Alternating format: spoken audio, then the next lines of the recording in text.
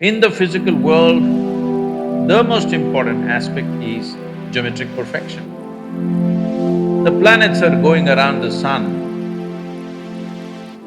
for quite some time, not held together by a steel cable or something. Geometric perfection is keeping it going, isn't it? If the geometry goes off of this solar system, that's the end of it.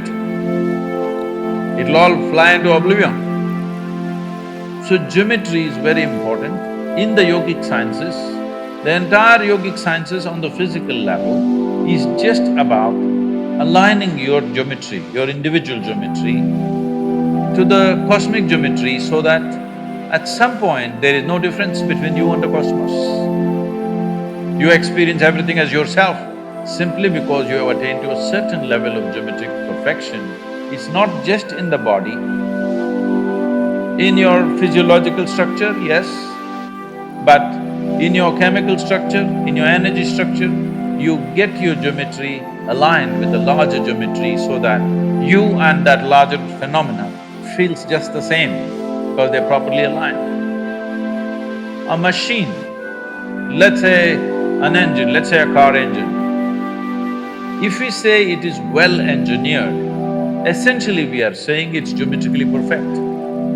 Yes or no? It is geometrically so perfect, there is least amount of friction. The same goes for this. If it is geometrically perfect, there is least amount of friction. If there is least amount of friction, there is very little wear and tear in terms of life. So architecture is dwellings and usable buildings that we build. In some way, they must find their place with the rest of the creation. I think we've lost this completely simply because we got certain liberty with material.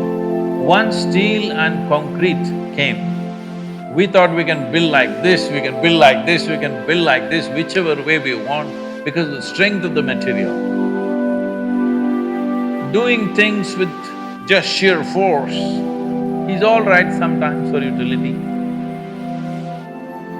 But if you do everything like that, your life will become ugly. Not only the building, your life will become ugly because you're doing things with force.